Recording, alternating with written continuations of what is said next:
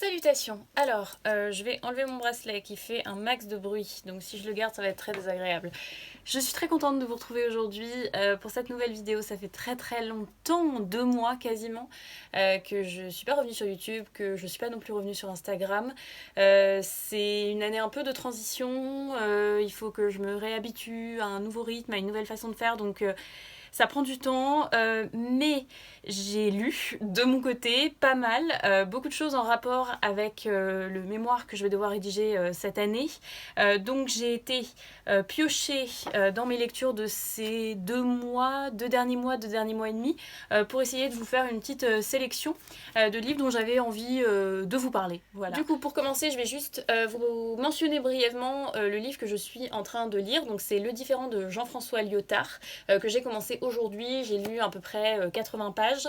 Lyotard, c'était un auteur dont je vous avais déjà parlé sur cette chaîne. C'était pas la dernière vidéo, c'était celle d'avant. Et je vous avais parlé de La Condition postmoderne, qui est le livre que Lyotard a écrit sur la postmodernité et qui est considéré encore aujourd'hui comme un des livres de référence pour ce qui est de la définition, en tout cas sur le plan philosophique, de ce qu'est la postmodernité. Là, cette fois-ci, j'ai lu son autre gros livre très connu, qui est Le Différend. C'était un livre dont, pour ma part, j'avais beaucoup entendu parler, sur lequel j'avais aussi fait quelques recherches. Pour l'instant, c'est une lecture que j'aime énormément, que je trouve très intéressante. Je l'appréhendais un petit peu, mais en fait, ça se révèle moins ardu que prévu. Après, c'est vrai que Lyotard, ça reste un auteur assez compliqué à lire, un peu complexe, mais très intéressant sur des questions de philosophie du langage et aussi et surtout de philosophie du droit, de questions du procès, de questions de l'expression des torts, etc. Donc c'est un livre que je trouve vraiment très bien, compliqué mais très bien, et dont j'espère du coup pouvoir vous reparler à l'occasion dans une autre vidéo quand je l'aurai un petit peu plus avancé. Ensuite, ces derniers temps et cette année de manière générale, je découvre Hannah Arendt, puisque c'est sur elle que je fais en partie mon mémoire de fin d'année, donc forcément je suis obligée un petit peu de lire sa bibliographie. Peut-être qu'à d'ici la fin de l'année j'aurai fini toute sa bibliographie, je ne pense pas, parce qu'il y a énormément de textes dans tous les sens. En tout cas, j'avance lentement mais sûrement, et donc ces derniers mois j'en ai lu 3 plus d'autres textes ponctuels que j'ai trouvés dans des anthologies dont je ne vais pas forcément vous parler ici parce que j'ai déjà beaucoup de livres dont il faut que je vous parle, donc sinon la vidéo serait un petit peu trop longue. Mais pour ce qui est des textes un petit peu plus longs, un petit peu plus conséquents, déjà j'ai terminé Les origines du totalitarisme avec le 3e volume qui est donc... alors là c'est Les systèmes totalitaires, mais j'ai une autre version où ça s'appelle Le totalitarisme, donc je ne sais pas exactement... je suppose qu'il n'y a pas du coup de titre unifié en français pour la traduction française, mais en tout cas c'est le 3e volet des origines du totalitarisme. C'est le plus intéressant, même si les 2 autres étaient vraiment très bien. J'ai trouvé que c'était passionnant. Après, moi j'adore Arendt, je travaille sur elle dans le cadre de mon mémoire, donc je vais pas vous dire que j'ai trouvé ça totalement nul. Pour le coup, c'est vraiment le cœur de son analyse. Je pense que c'est la partie la plus connue d'ailleurs de son travail sur cette question, puisque sur l'antisémitisme et l'impérialisme sont plutôt des formes de recontextualisation du totalitarisme, de mise en perspective, etc. Là, vraiment, c'est l'analyse des systèmes totalitaires. Donc c'est divisé en plusieurs parties. Les mouvements totalitaires, donc avant l'avènement au pouvoir, l'accession au pouvoir, qui s'appelle Le totalitarisme au pouvoir, et le 3e texte qui est, je pense, le plus connu là-dedans, qui s'appelle Idéologie et terreur, où Arendt décortique en fait quels sont les 2 fondements des totalitaristes, donc des systèmes totalitaires, à savoir d'un côté l'idéologie et de l'autre la terreur. Mon chat arrive, mon chat vient nous voir. Tu veux dire bonjour? Attends, oulala, ça y est, hop, c'était très incertain, mais c'est bon, il n'y a pas eu de catastrophe. Je disais donc que c'est un livre qui est extrêmement riche, les systèmes totalitaires. Ce serait très difficile pour moi de là vous en faire un résumé, mais j'ai trouvé que c'était passionnant. Elle montre... sur quoi ça repose, comment ça fonctionne, comment on peut en expliquer l'avènement. Je sais aussi que c'est une explication qui a été critiquée par des historiens, par des politistes, donc c'est aussi un travail qu'il faut remettre en perspective et qu'il faut discuter sur certains aspects. Maintenant, ça reste vraiment, à mon sens, une analyse extrêmement stimulante qui donne plein de pistes, qui est très juste sur plein d'aspects. Il y a vraiment, parce que autant il y a des aspects qui sont critiqués et critiquables, autant il y a vraiment des choses où quand on lit en parallèle plus des essais d'histoire, de sciences politiques, on se rend compte à quel point il y a vraiment aussi de la pertinence et de la justesse dans beaucoup de ces intuitions. Donc c'est vraiment génial.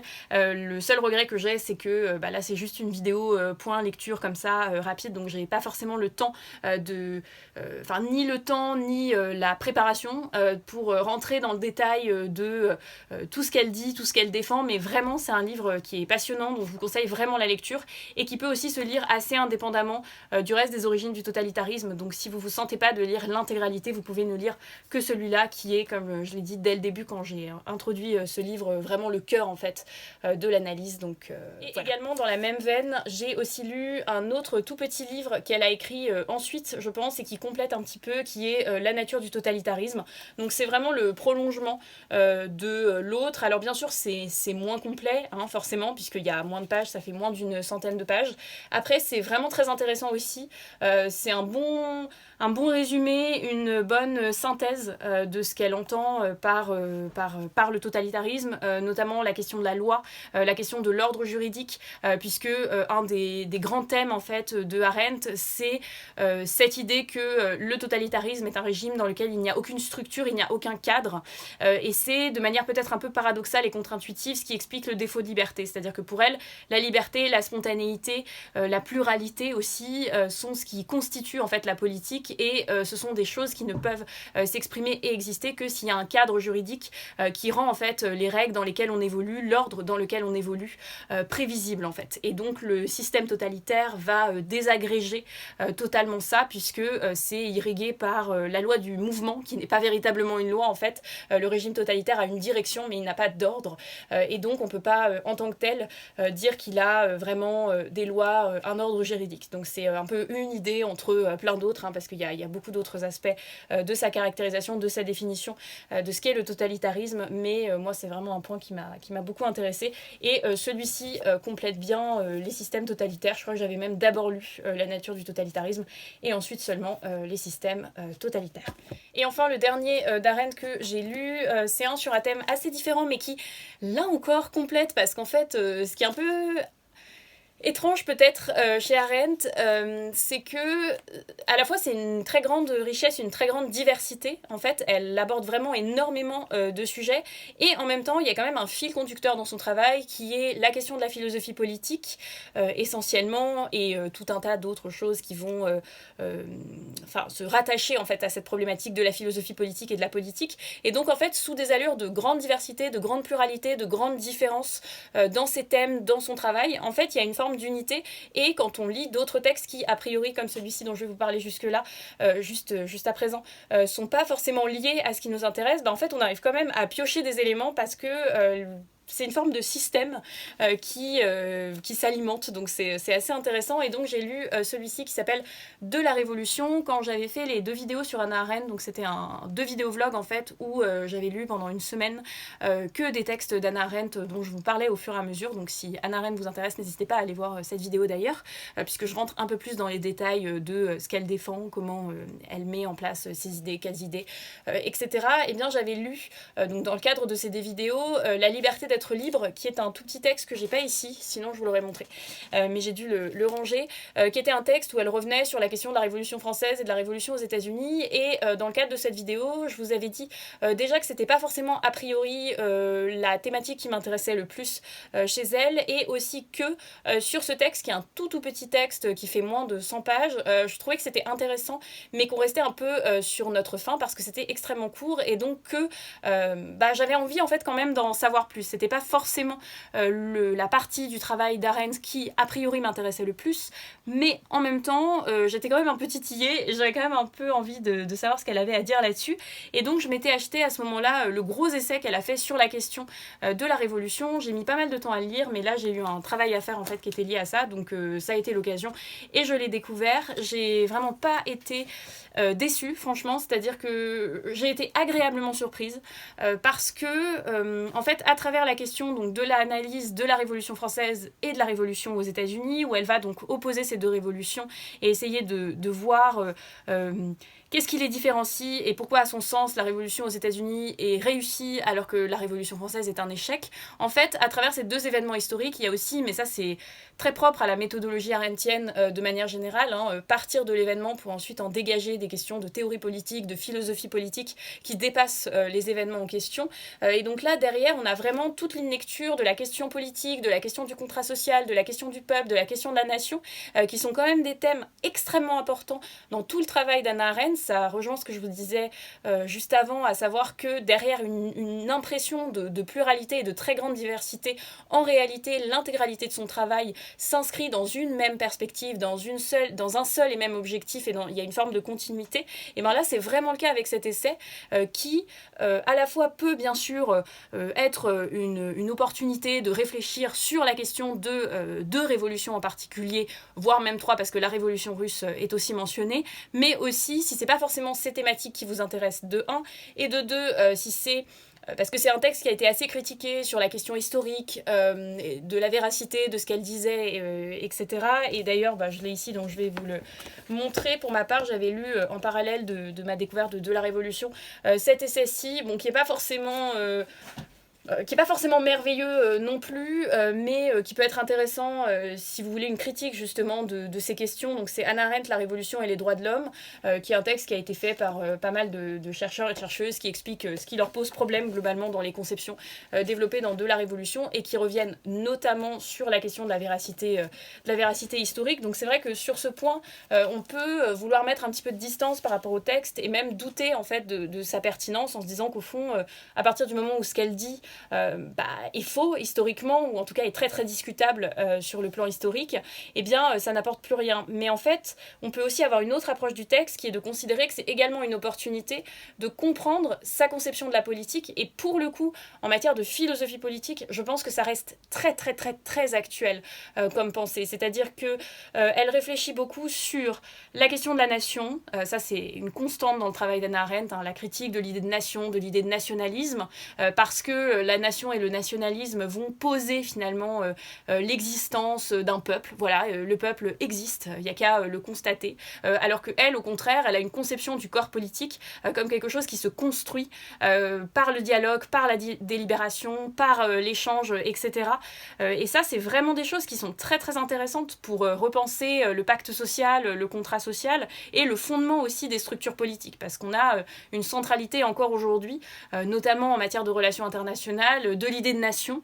C'est vraiment une entité prépondérante, et Arendt pousse, notamment dans ce texte, à critiquer ça, et peut-être aussi à dépasser ça en fait, et en montrant qu'on peut penser nos rapports aux autres sur le plan politique autrement, et ça pour le coup ça dépasse vraiment la simple question de la Révolution française et de la Révolution aux États-Unis. Donc voilà, c'est un texte que je trouvais vraiment très très intéressant. Si j'avais juste un truc un peu plus négatif à dire, c'est qu'il est extrêmement long, et Arendt a un peu le défaut dans la plupart de ses textes de beaucoup se répéter, donc ça peut être un petit peu lourd par moment. Donc c'est vrai que c'est passionnant, et il y a vraiment des moments hyper intéressants, mais ça peut aussi être un petit peu redondant et un peu lourd à d'autres moments.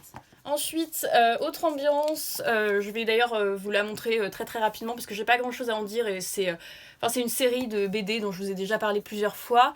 J'ai lu un nouvel épisode, un nouvel opus de Putain de chat de Lapus. C'est une série que j'adore, voilà. On suit les aventures de chats qui parlent, qui font des bêtises, qui critiquent les humains en permanence. C'est très drôle.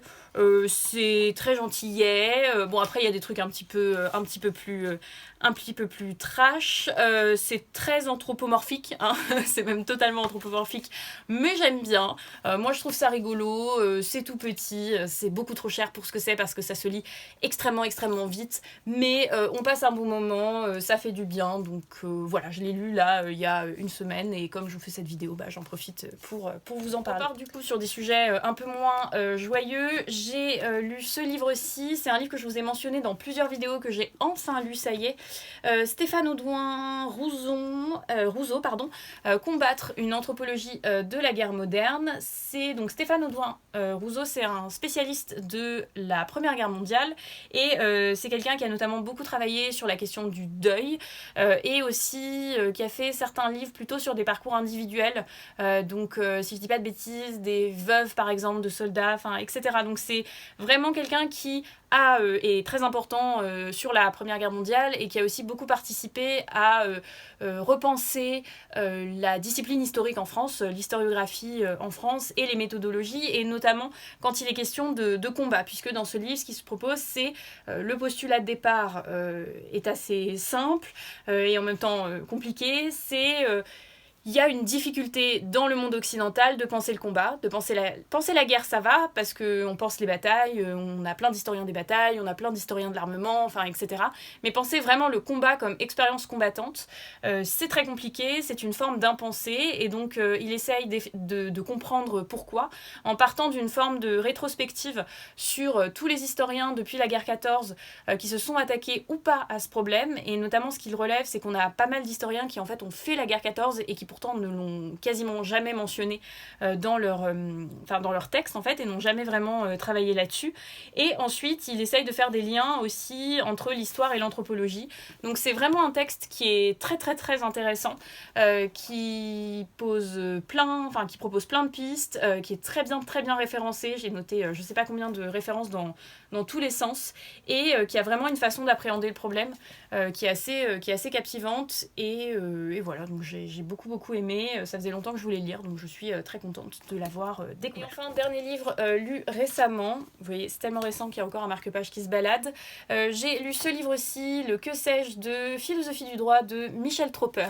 Ça faisait quasiment 2 ans que j'avais ce livre, j'ai même un deuxième marque-page qui se balade, voilà, au cas où je ne perdrai pas ma page dans ce livre. Je disais donc, ça fait quasiment 2 ans je crois que j'ai acheté ce livre, et je me suis enfin décidée à le lire. J'ai beaucoup apprécié, je suis toujours un peu... j'ai toujours une petite appréhension quand j'entame ce type de livre, parce que parfois les introductions à la philosophie du droit sont excessivement mal faites et sont plutôt des introductions à l'histoire du droit qu'à la philosophie du droit, donc j'ai toujours un peu un mouvement de recul quand il s'agit de découvrir un livre comme ça. Mais là pour le coup, vraiment c'est très très intéressant. Ça complète bien un autre livre dont il me semble que je vous avais déjà parlé, qui est aussi un livre d'introduction à la philosophie du droit, mais qui pour le coup est paru chez Dalloz. Je vous mettrai la référence dans la barre d'infos si jamais ça vous intéresse. De manière générale, vous trouverez l'ensemble des livres, la référence, donc titre, nom d'auteur, autrice, maison d'édition, de tout ce que je vous ai parlé là dans cette vidéo dans la barre d'infos, si jamais vous voulez retrouver un titre facilement. Et donc je vous mettrai aussi celui-ci, qui était donc un livre d'intro à la philosophie du droit, mais qui cette fois-ci est paru chez Dalloz. Je trouve que les deux se complètent bien, au sens où celui de Dalloz, c'était des thématiques qui avaient été choisies, la question du jugement, la question de la justice sociale, la question de qu'est-ce qui est juste, du juste et de l'injuste, etc. Là, pour le coup, c'est beaucoup plus axé sur des questions, je dirais, presque de théorie du droit, ce qui est normal parce que Michel Tropper est un constitutionnaliste, donc c'est un juriste constitutionnaliste et spécialiste de théorie du droit, donc c'est logique que le livre parte dans cette direction, et à la limite, je trouve ça mieux, en fait, je préfère qu'il aille dans un terrain qu'il connaît, plutôt que de prétendre parler dans une perspective qui de toute façon n'est pas la sienne, et qui donc serait moins bien réussie que sa perspective à lui. Donc je pense que c'est un choix qui est vraiment très très intelligent, et qui fonctionne très bien, parce que voilà, c'est de la théorie du droit, c'est donc très axé sur des questions constitutionnelles. Le livre est divisé en 3 ou 4 parties. Vous avez une partie sur... Alors, vous avez une introduction, qu'est-ce que la philosophie du droit, mais sinon, vous avez la science du droit, l'interprétation du... Alors, vous avez la science du droit, la structure du droit, et le dernier, c'est la création du droit. Donc, vous voyez que c'est pas tout à fait pareil que celui de Dalloz, qui est peut-être plus philosophique et qui traite de questions moins directement technico-juridiques, juridico-juridiques. Là, c'est beaucoup plus juridique. Après, c'est extrêmement intéressant parce que J'ai dit 50 fois que c'était intéressant, donc je pense que vous avez compris, mais du coup, il y a pas mal de définitions de choses qui sont quand même assez fondamentales en matière de droit. Qu'est-ce qu'une norme? Comment on définit une norme? Qu'est-ce que la distinction entre le descriptif et le prescriptif? Quelle est la place de l'interprétation en droit? Quelle est la place de la logique en droit? Enfin, c'est vraiment des questions qui sont peut-être plus techniques que ce qu'on pense d'habitude quand on pense philosophie du droit, mais qui sont quand même très intéressantes et très importantes aussi pour comprendre la discipline. Donc vraiment, j'ai beaucoup aimé. C'est très clair, c'est très accessible, c'est assez court, c'est le principe des que sais-je, mais on en retire pas mal de choses et c'est vraiment le genre de livre qu'on peut ensuite garder et réutiliser assez régulièrement parce que ça met au clair tout un tas de notions, tout un tas de concepts et c'est vraiment pas mal, donc je vous le conseille. Du coup, il est très bien. Voilà, sur ce, j'ai terminé de vous parler des quelques livres que j'ai été piocher dans mes dernières lectures. J'espère vraiment que cette vidéo vous aura plu. J'espère aussi vous retrouver très vite pour une prochaine vidéo. Et d'ici là, tout le mal que je vous souhaite, c'est de faire de très bonnes lectures. Salut!